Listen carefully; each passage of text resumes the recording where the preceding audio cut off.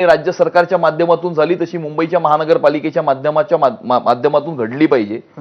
मुंबई महानगरपालिकेला एक भ्रष्टाचार विरहित प्रशासन हे दिलं पाहिजे आणि सर्वात महत्वाचं की मुंबईकरांची सुरक्षा आणि सुरक्षितता ही अबाधित ठेवली पाहिजे.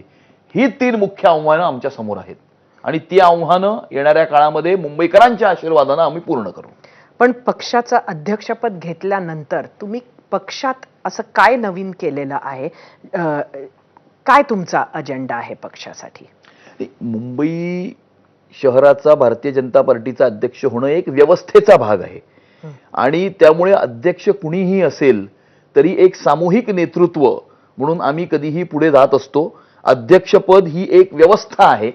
आम्ही सगळे एकत्रितपणे या निवडणुकीचं आम्ही नेतृत्व करतोय आणि आवाज मुंबईकरांचा संकल्प भाजपचा अशा प्रकारचा एक प्लॅटफॉर्म आम्ही लॉन्च केलेला आहे.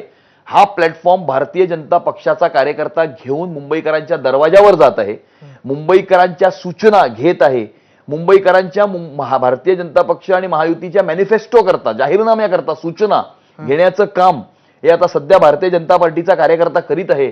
मुंबईकरांच्या दरवाजावर मुंबईकरांच्या घरापर्यंत जाऊन आणि त्या सूचनांच्या आधारावरती आम्ही आमचा जाहीरनामा तयार करू.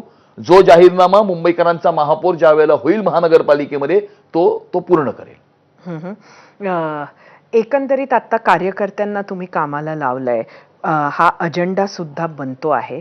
पण हे सगळं करत असताना या खेपेला खऱ्या अर्थानं पहिल्यांदा शिवसेना नक्की कोणाची याचा निकाल सुद्धा लागणार आहे मुंबईसाठी. म्हणजे जिथे शिवसेना अत्यंत महत्वाची होती तिथे शिवसेना तुमच्या बरोबर आहे एकनाथ शिंदेंची, ही तुमच्यासाठी अडचणीचा भाग आहे की फायद्याचा भाग आहे?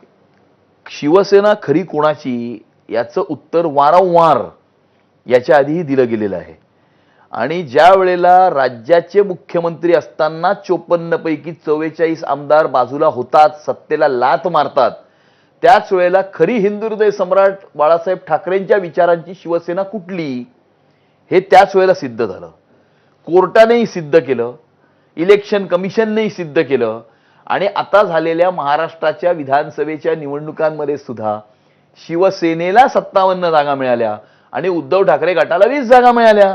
त्यामुळे हा कौल तर सगळ्यात मोठं डिसिजन तर महाराष्ट्राच्या जनतेनेच दिलेलं आहे. महाराष्ट्राच्या जनतेनेच हा कौल दिलेला आहे की शिवसेना कुठली आणि आमच्या दृष्टिकोनातून हा प्रश्न आता संपलेला आहे आणि याचं उत्तर मिळालेलं आहे. हिंदू हृदय सम्राट बाळासाहेब ठाकरेंची शिवसेना ही एकच शिवसेना आहे ज्याचे मुख्य नेते महाराष्ट्राचे उपमुख्यमंत्री आदरणीय एकनाथ शिंदे साहेब आहेत. एक अशीच चर्चा सुरू आहे आपण अध्यक्षपद घेतल्यापासून.